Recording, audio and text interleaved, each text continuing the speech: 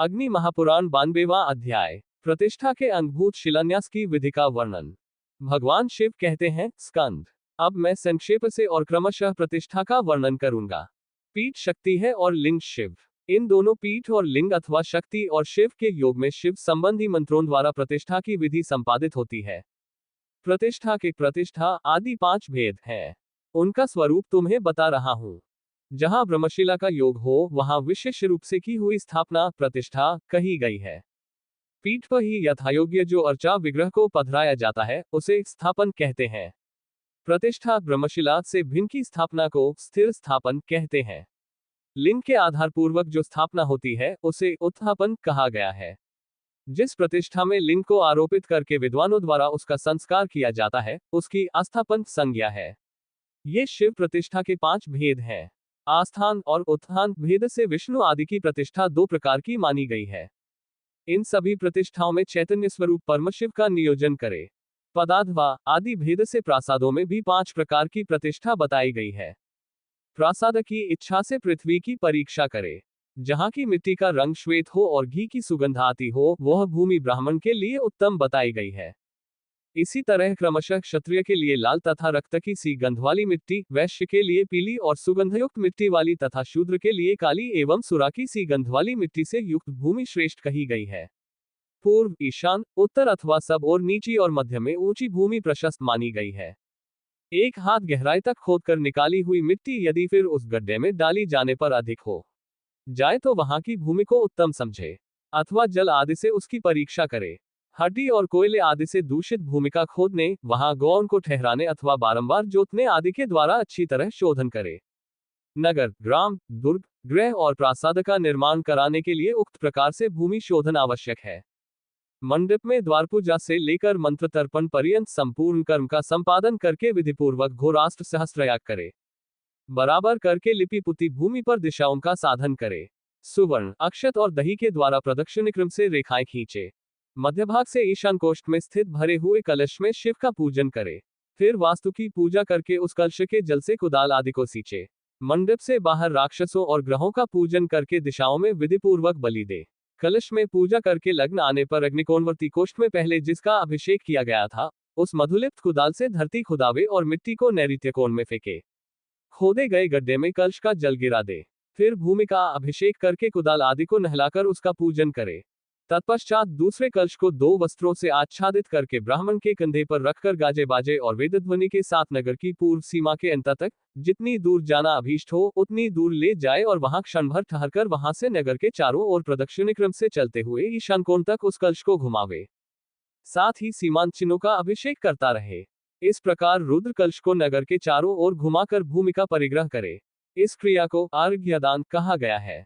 तदनंतर शल्य दोष का निवारण करने के लिए भूमि को इतनी गहराई तक खुदवावे जिससे कंकड़, पत्थर अथवा पानी दिखाई देने लगे। अथवा यदि शल्य, हड्डी आदि का ज्ञान हो जाए तो उसे विधिपूर्वक खुदवाकर निकाल दे। यदि कोई लग्न काल में प्रश्न पूछे और उसके मुख से अ, क, च, ट, त, प, स और ह इन वर्गों के अक्षर निकले तो इनकी दिशाओं में शल्य की स्थिति सूचित होती है। अथवा द्विज आदि वहां गिरे तो ये सब उस स्थान में शल्य होने की सूचना देते हैं। कर्ता के अपने अंग विकार से उसके ही बराबर शल्य होने का निश्चय करे। पशु आदि के प्रवेश से, कीर्तन से तथा पक्षियों के कलरवों से शल्य की दिशा का ज्ञान प्राप्त करे। किसी पट्टी पर या भूमि पर अकार आदि 8 वर्गों से युक्त मातृका वर्णों को लिखे। वर्ग के अनुसार क्रमशः पूर्व से लेकर ईशान तक की दिशाओं में शल्य की जानकारी प्राप्त करे। अ वर्ग में पूर्व दिशा की ओर लोहा होने का अनुमान करे। क वर्ग में अग्निकोण की ओर कोयला जाने। च वर्ग में दक्षिण दिशा की ओर भस्म तथा ट वर्ग में नैऋत्य कोण की ओर अस्थिका होना समझे। त वर्ग में पश्चिम दिशा की ओर ईंट, प वर्ग में वायव्य कोण की ओर खोपड़ी, य वर्ग में उत्तर दिशा की ओर मुर्दे और कीड़े आदि और स वर्ग में ईशान कोण की ओर लोहे का होना बतावे। इसी प्रकार ह वर्ग में चांदी होने का अनुमान करे। क्ष वर्गयुक्त दिग्भाग से उसी दिशा में अन्य अनर्थकारी वस्तुओं के होने का अनुमान करे। 1-1 हाथ लंबे 9 शिलाखंडों का प्रोक्षण करके उन्हें 8-8 अंगुल मिट्टी के भीतर गाड़ दे।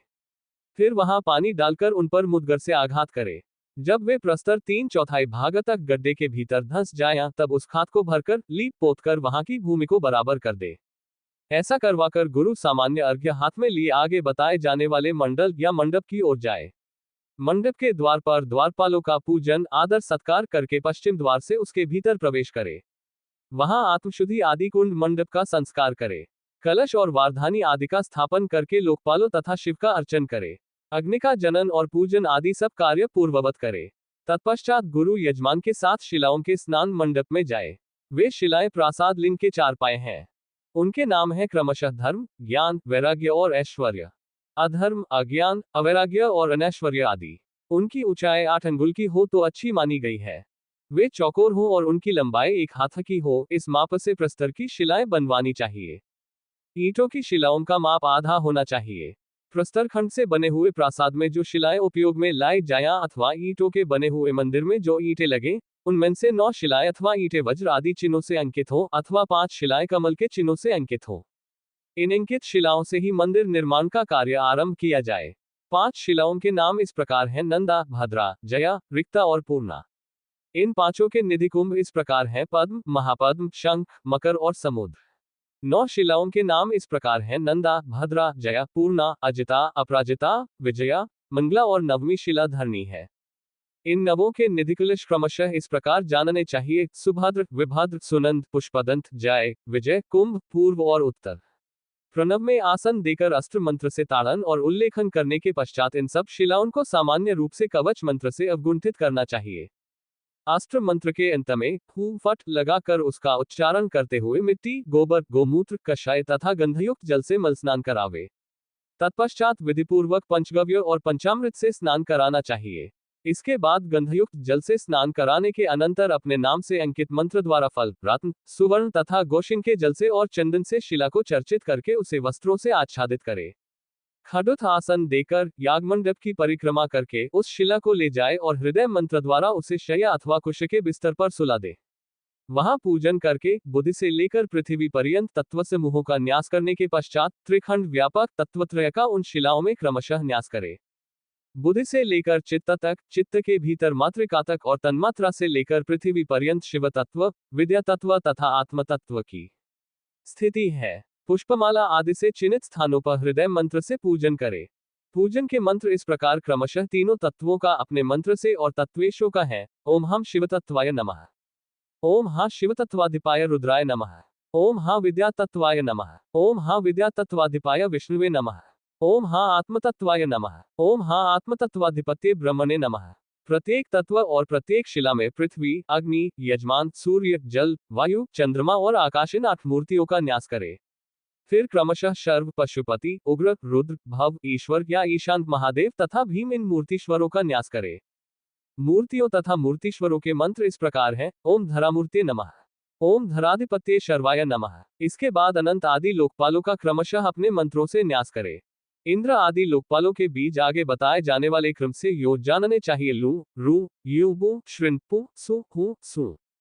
ये 9 शिलाओं के पक्ष में बताया गया है। जब 5 पद की शिलाएं हों, तब प्रत्येक तत्वमयी शिला में स्पर्श पूर्वक पृथ्वी आदि 5 मूर्तियों का न्यास करे।